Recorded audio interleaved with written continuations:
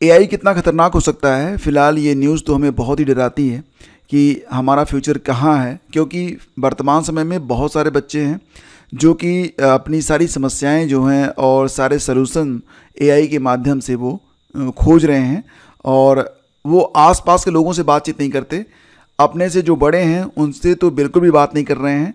18-18 घंटे तक लोग जो है मोबाइल फ़ोन के संपर्क में हैं।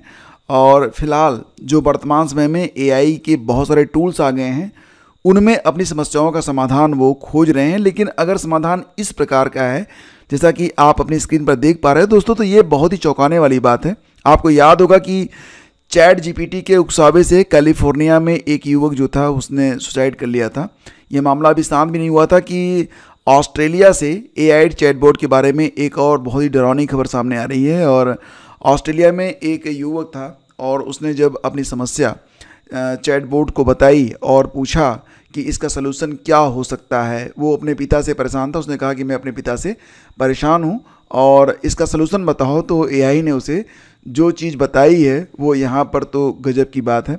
सैमुअल मैकार्थी नाम था युवक का, और जिस चैटबॉट से वो बात कर रहा था उसका नाम था नोमी चैटबॉट से वो बातचीत कर रहा था। फिलहाल इस बातचीत को रिकॉर्ड करके उसने सार्वजनिक कर दिया है। ये बड़ी अच्छी बात है कि उसने इसको सार्वजनिक कर दिया था, और इसके बाद एआई को लेकर एक गंभीर बहस यहाँ पर छिड़ गई है।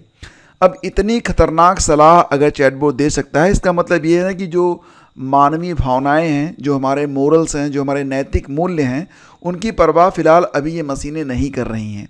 क्योंकि इस प्रकार की सलाह कोई भी इंसान बिल्कुल नहीं देगा उसके बेटे को कि तुम अपने पिता के साथ ऐसा कर्म करो। तो फिलहाल दोस्तों कोई भी यहाँ पर आपका एआई टूल हो वो इंसान की भावनाओं की जगह नहीं ले सकता है। और अगर इस प्रकार से बातचीत जो सामने आ रही है, और यही नहीं, आप यहाँ पर पढ़ सकते हैं कि चैटबॉट ने उसे क्या कहा।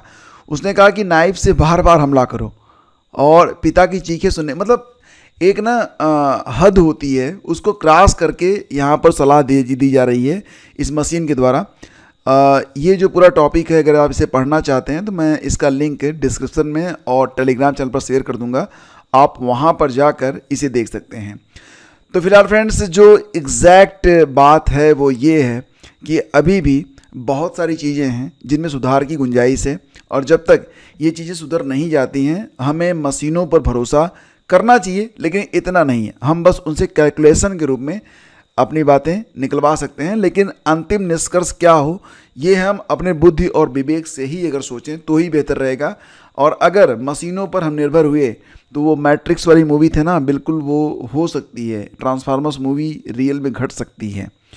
तो बहुत ही चिंता वाली बात है। फिलहाल अभी एआई का क्या फ्यूचर होगा, अभी तो कुछ लोग मांग कर रहे हैं कि एआई को बैन कर दो, लेकिन प्रेजेंट टाइम में एआई को बैन करना इतना आसान नहीं है। हाँ, इतना ज़रूर है कि अभी एआई जो है वो अपने सहस्वावस्था में है, मैच्योर नहीं हुआ है, और कहीं मैच्योर होकर ये रजनीकांत वाला रोबोट न बन जाए, मतलब खतरे तो दोनों तरफ हैं। फिलहाल देखते हैं कि आगे क्या होता है, लेकिन मैं आपसे यही कहूँगा कि मशीनों की सलाहों पर ज़्यादा भरोसा मत किया करें। आप एक बहुत ही मामूली सी बीमारी गूगल पर सर्च कर लें, आपको ना इतना खतरनाक बीमारी बता देगा कि आपकी शायद रात भर की नींद उड़ जाए। तो फिलहाल जो मानवीय संवेदनाएं हैं उसको बरकरार रखिए और बने रहिए हमारे साथ। हम मिलते हैं आपसे अगली वीडियो में। Thank you.